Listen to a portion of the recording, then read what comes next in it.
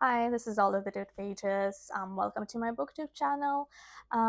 Today I wanted to share with you my reading plans for the month of March, and since it is a Women's History month, I've been kind of in the mood to read some female-centric stories that focus on maybe feminism issue or female experiences or strong female interesting characters. So I picked up around 10 books around that sort of themes that I've been in the mood to read.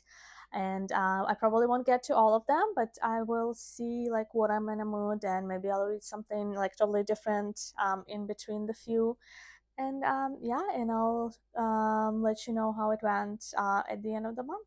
So the first book on my list is Carrie Soda is Back by Taylor Jenkins Reid. This author I had a very interesting introduction to. I am not generally like a contemporary or literary fiction reader. I'm very much a fantasy girly, and everybody was raving about the Emily, Evelyn Hugo book, and just one day I decided to check it out and see what's the fuss about. And I loved it. It became like one of my favorite books of all time. And when her next book came out, that Daisy Jones and the Six. I did not.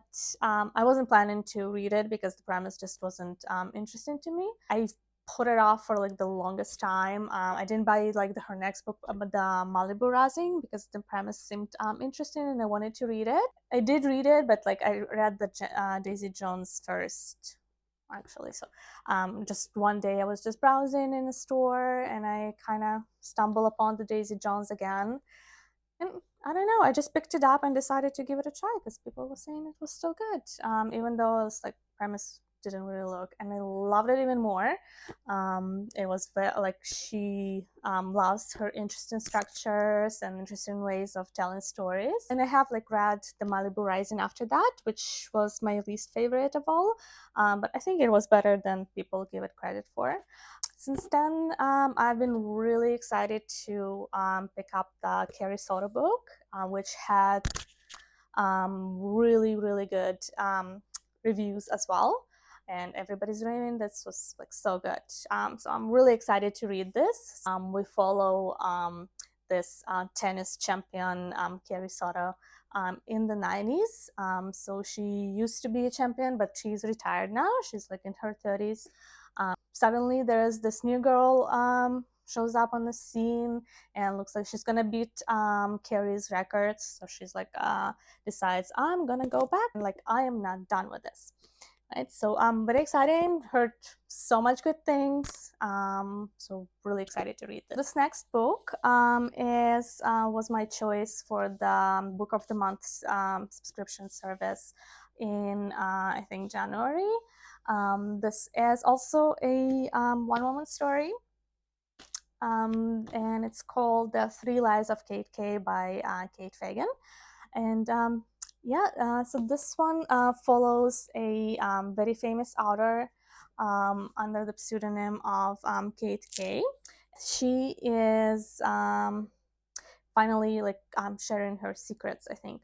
I don't know much about the premise myself, but I think it's more of a like a thriller, a little bit driven. Like, she has lots of secrets. She's like on the run.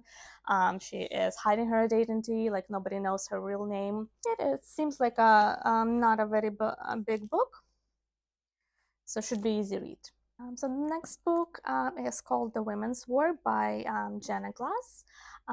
This book I have had on my shelves forever, probably. I just picked it up on the whim when I was browsing. So this one is a fantasy. So it's set in a patriarchal world where women suddenly kind of through the spell they receive the power to control their own fertility. which is an interesting concept. Like it's now what they're gonna do with this power when they expect it to produce male heirs for this patriarchal society for the men, and what would men do to keep their power. A lot of exploration on the like Me Too and the bodily autonomy, autonomy, autonomy. Is that a word? I think I think that's a word. Anyways, as you can tell, English is not my is not my first language, so sometimes I forget the word. But maybe I'll look it up and put it somewhere here in the subtitles or something. Anyways, yeah, I've been excited to read this for the longest time, but like just never got around to it. And I think like this is the perfect time to read something like this. I've been trying to select the books that's like kind of different genres, got a little bit different vibe from each other, and that I can pick and choose. Anyways, what I'm in the mood for. So the next book is a psychological thriller. Some probably everybody knows. It's a Gone Girl by Gillian Flynn. I did see the movie like a couple times. I really loved it, but I really wanted to read the book for like the longest time. Finally, I got the book.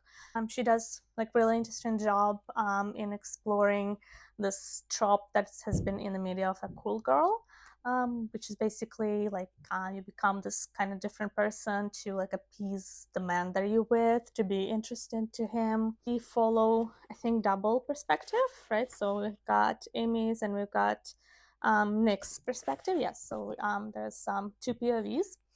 And we follow Nick as he is trying to uncover what happened to his wife, that she went missing. And I don't want to spoil anything if you haven't seen the movie or a book. I think that's all you need to know. I have read her previous works. Not previous, I think like her other work, like The Sharp Objects.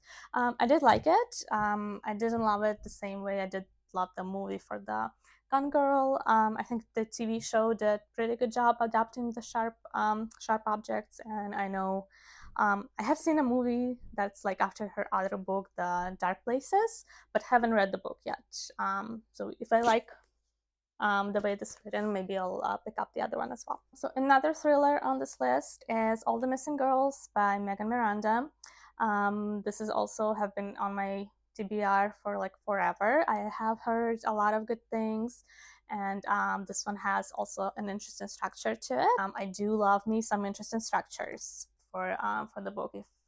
If it's written like in any kind of different way, I am interested. One, I think it is written in like in the reverse timeline, so we start from the end and kind of reverting back to the beginning and finding out what happened.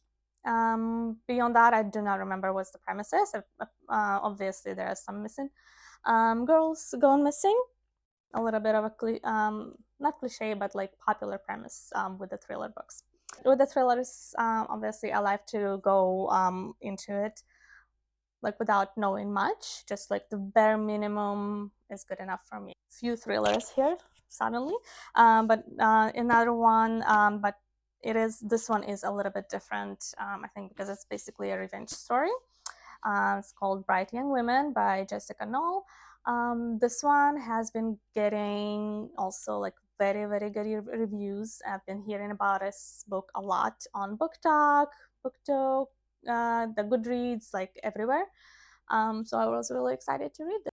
In Bright Young Women, we follow two women that are kind of combine their efforts in trying to kind of like find the serial killer. There was like the sorority serial killer that has been killing like their friends, and they are just trying to like find answers. I think that's basically all I know about this book. But yeah, as I said, like I like to go in kind of blind, so that's enough for me. And I've heard really, really great things about this book, so I'm gonna be reading it. This one is from the genre of speculative fiction, and this is The School for Good Mothers by Jessamine Chan.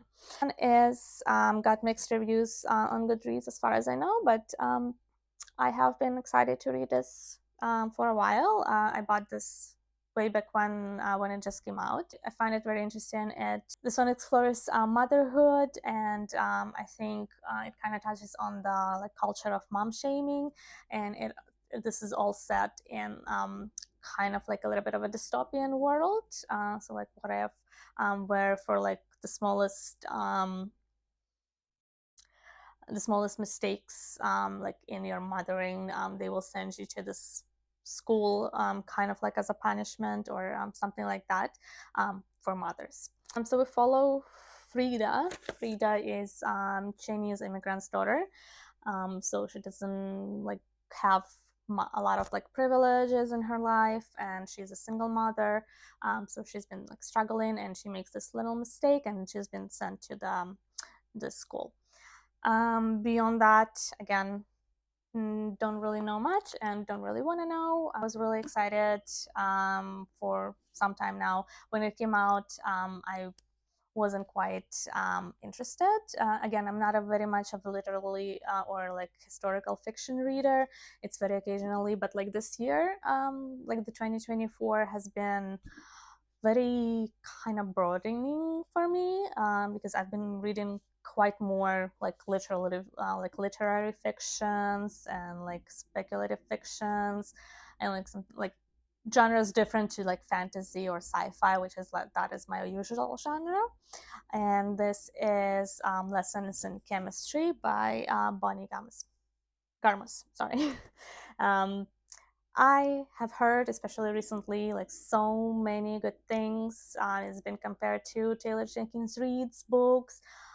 It's like it's very get very emotional, very interesting in exploration of the woman's role in society, and the struggles they were facing back in like 60s, I think it is said. Not 60s, 50s. 60s, sorry, it is 60s. So here we follow Elizabeth, who is a chemist, but since it is very sexist society back then in the workplace, she does not get any like opportunities, and eventually she takes up a cooking show, where she like kind of incorporates these her chemistry knowledge, and kind of talks about the feministic issues with your like with her viewers. I've heard like a lot of good things, so I probably will be definitely getting to this one this month. And the last one is The Handmaid's Tale by Margaret Atwood. I don't have a physical copy yet. I have ordered it a little while ago from Indigo, but I think they just shipped it today. When I'm filming this video, I just got the notification. I'm like, finally, the chemistry came like way back when, and I ordered them together. I am very excited to read that. I did watch the show, and I love the show. Obviously, I think the book is a little bit quite different. They stretched the show for like 6 seasons, so I'm guessing plot-wise, it's not all in the book that they put in the show, or vice versa. It explores a lot of feminist issues, and the things that women around the world, everywhere, have to deal with. I did watch like a little interview with Margaret also a while ago about like her writing this book, and where she said like, oh, I didn't write anything that like wasn't happening at some point in some time somewhere in the world. So like, and that is just heartbreaking. That this is, we as women have to go through that kind of things, and some of us more than others. Anyways, I do like, I'm so excited. I really want to read that book and see how it compares to the show as well. This is all my TBR reads for the month of March. Thank you for watching. This was my very first video for YouTube, so I hope it wasn't like too awkward or too cringy. So, but thank you for staying with me until the very end, and I hope you come back for my next video. Thank you. Bye.